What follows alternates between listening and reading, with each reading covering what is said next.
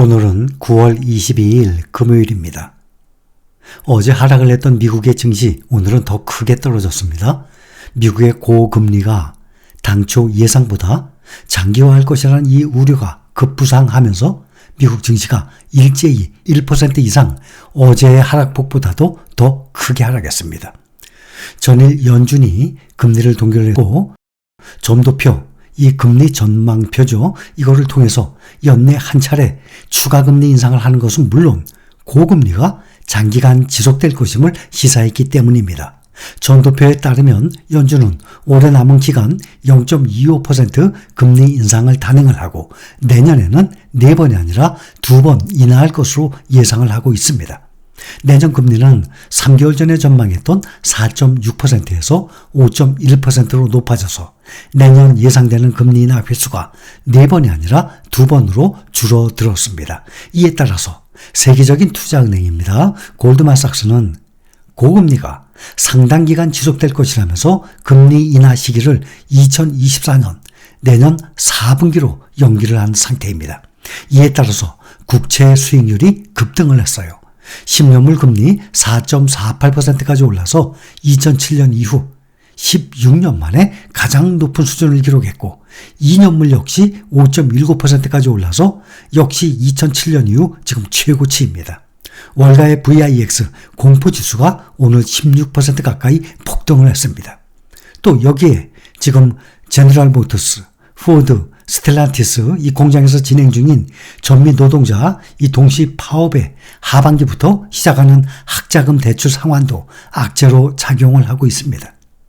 파업 장기화의 대출 상환으로 미국인의 지갑이 앞으로 더욱 얇아지면서 경제가 약화될 우려가 커진 셈입니다. 어제는 그래도 기술주 위주로 떨어졌지만 오늘은 다우 S&P 500까지 1% 이상 크게 하락했습니다. 다우가 1.08% 하락해서 34,070. S&P 500이 1.64% 하락해서 4,329입니다. 최고 4,600 가까이 올라갔었죠. S&P 500이 4,589까지 올라갔다가 4,600 가까이, 지금 4,500 무너지고 4,400도 무너지고 4,329입니다. 지금 최고치 대비 5% 이상 S&P 500 하락 중입니다. 나스닥 지수 1.82% 하락 13,223. 필라델피아 반도체 지수는 1.76% 하락 3,338입니다. 오늘 기술주들 보면 특히 아마존이 가장 많이 떨어졌습니다. 4.41%나 떨어졌어요. 테슬라도 2.62%, 엔비디아 2.89%, 또 AMD도 4.22%, 주요 종목들이 수십 개 종목들이 모두 하락을 했습니다. S&P 500 지수의 11개 업종이 모두 하락한 날입니다. 또 국내 투자자들이 많이 투자 중이죠. 애플, 테슬라, 엔비디아를 보면 올해 많이 올랐지만 최고가 대비 애플이 지금 11.5% 하락 중이고 테슬라는 최고가 대비 13% 하락 중, 엔비디아가 가장 많이 떨어지는 중입니다. 지금 17% 하락 중입니다. 미국 연방준비제도 이 긴축 통화 정책이 오는 2026년까지 계속될 것이라는 전망이 나왔습니다. 뉴욕타임스는 연준이 내년 말까지 5%대 기준금리를 유지하고 2025년 말까지도 4%가 넘는 금리 수준을 유지할 것이고 2026년에도 팬데믹 이전보다 높은 금리 수준을 유지할 것으로 보인다라고 뉴욕타임스가 보도했습니다. 고금리 상태가 앞으로 몇 년 동안 계속될 것이라고 보고 있는 것입니다. 이 고금리 상태 장기화 이유로는 연준이 지난해 3월부터 연쇄금리 인상에 돌입을 했는데 그 효력이 두드러지게 나타나지 않았다는 점이 꼽히고 있고, 과거에는 연준이 기준금리를 조금만 올려도 경기가 급속하게 둔화가 됐었는데, 그러나 이제 미국 경제가 금리 인상에 따른 대출 부담 증가에도 잘 버티고 있다고 뉴욕타임스가 강조를 하고 있습니다. 이에 따라서 연준이 경기 하강을 유도하면서 물가를 잡으려면 고금리 상태를 장기간 유지할 수밖에 없다는 분석이 나오고 있습니다. 연준이 더 높은 금리를 더 오래 끌고 갈 것이라는 게 월가의 분석이에요. 연준이 고금리 상태를 상당 기간 유지해도 미국 경제가 급격한 침체에 빠지지 않으면서 경기가 서서히 냉각될 것이라는 게 연준의 판단입니다. FOMC 위원들은 올해 말 금리를 직전 전망과 같은 5.6%로 예상을 했고 내년 말은 5.1%, 6월의 전망치는 4.6%였는데 지금 다시 올랐죠. 내년 말 5.1% 예상, 2025년 말은 3.9% 예상, 2026년 말에 2.9%, 2027년 이후에 장기적으로는 2.5%를 예상하고 있습니다. 미국의 주택거래, 8월 기존 주택거래가 약 13년 만에 최저 수준으로 추락을 했습니다.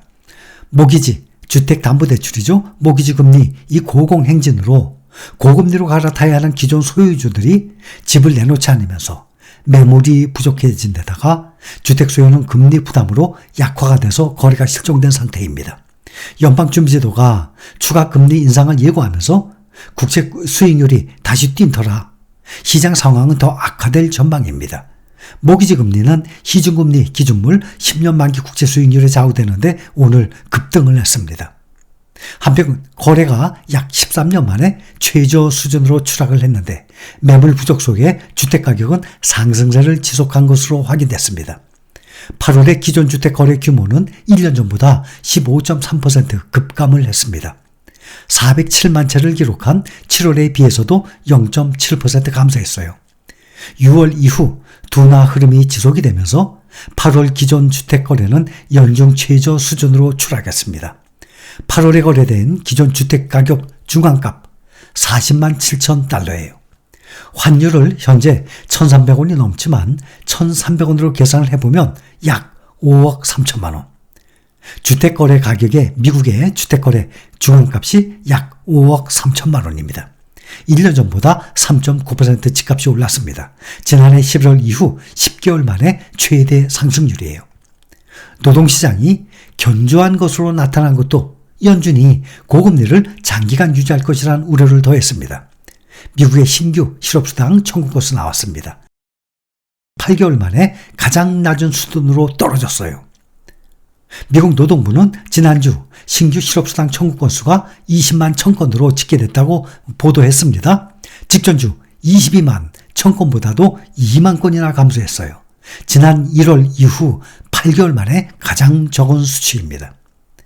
월스트리트 저널과 로이터 통신이 각각 집계한 전문가 예상치 22만 5천 건에도 크게 밑돌았습니다. 이 같은 수치는 미국의 노동시장이 여전히 강세를 보이고 있음을 시사하는 것입니다. 특히 이것은 경제 전반에 걸쳐서 고용 속도는 둔화되고 있는데 기업들이 대체로 대규모 감원을 꺼려하고 있는 게 반영된 결과로 풀이가 되고 있습니다. 블룸버그는 해고는 제한되고 실업률이 낮은 상황에서 소비자들은 소비를 지속해 오면서 경제 성장을 뒷받침하고 있다라고 밝혔습니다. 다만 전미 자동차 노조의 파업과 또 잠재적인 정부 폐쇄 가능성으로 인해서 향후 실업수당 청구 건수가 증가할 것이라는 관측도 제기되고 있습니다. 국제유가, 미국 금융긴축 장기화 시사에 미국 경기 둔화 우려가 부각되면서 3거래일째 하락을 했습니다. 서부 텍사스산 원유 11월 물은 0.03% 내린 배럴당 90달러 아래로 89.63달러로 마감했습니다. 장중 한때 러시아의 휘발유 및 경유의 수출 중단 소식에 배럴당 91달러 가까이 올랐는데 원유 수요 감소 우려 등의 90달러 아래에 마감했습니다. 서부 텍사스산 원유 가격이 90달러 아래에서 마감한 것은 지난 13일 이후 지금 일주일 만입니다.